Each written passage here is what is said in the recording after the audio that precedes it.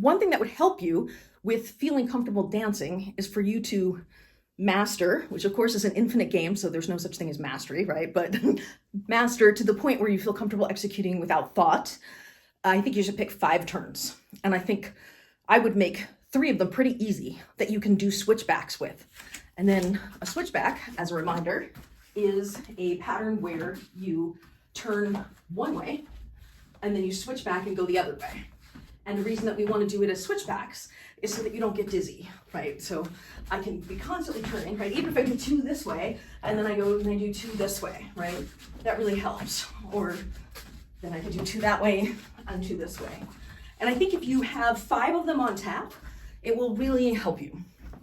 And then the idea is you do that where not only do you have the move comfortably, you stylize it with any number of other things on the 7-layer dip. Well, I guess technically the other 6 things on the chart. So height, speed, size, motion. So like when you're doing it as a trinity turn, for example, you're using motion through the space. It's the same move, but you've stylized it differently by adding that. Or you could be doing trinity turns while you're doing height changes. So like something, you know, where you like that kind of thing. Your mission, should you choose to accept it, is to pick 5.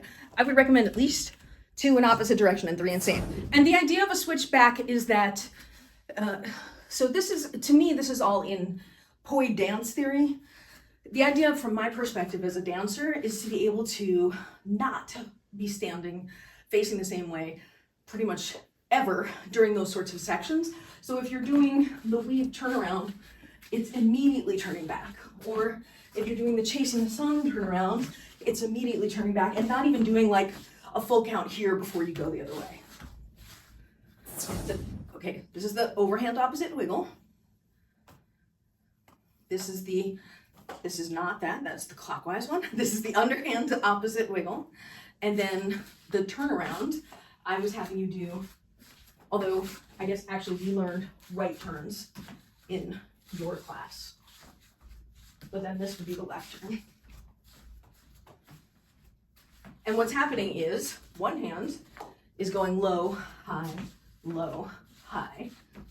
right? And then the other hand, which is in the opposite direction, is going high, low, low, high, low. This is the chasing the sun turnaround in opposite direction. It's the same thing.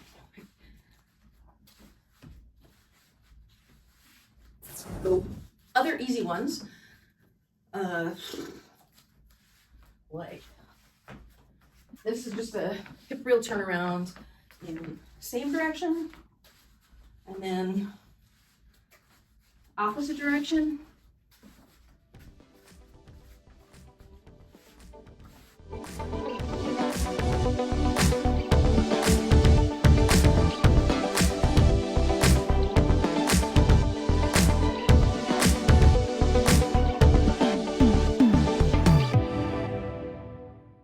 And then there's the giants, which I feel like you must know this.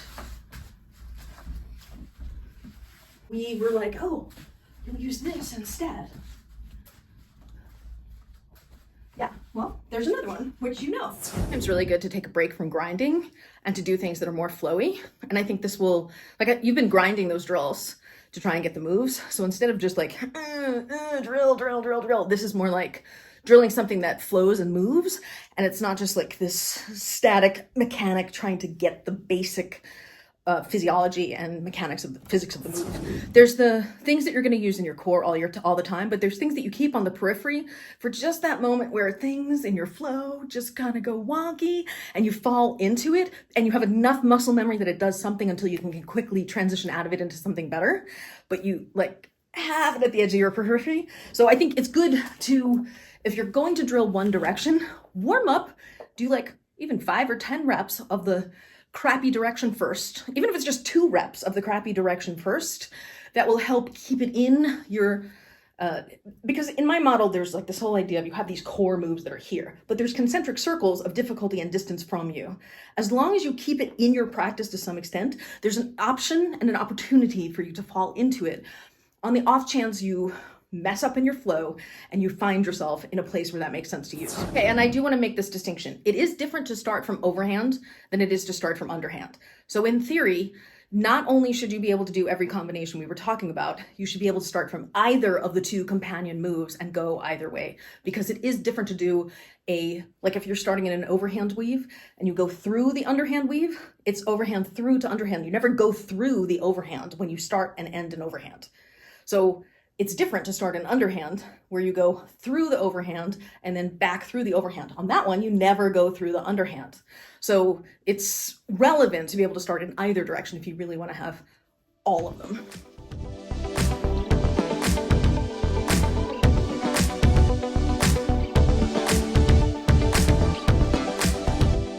Overhand, underhand, back to overhand. Never went through the transition from overhand turning.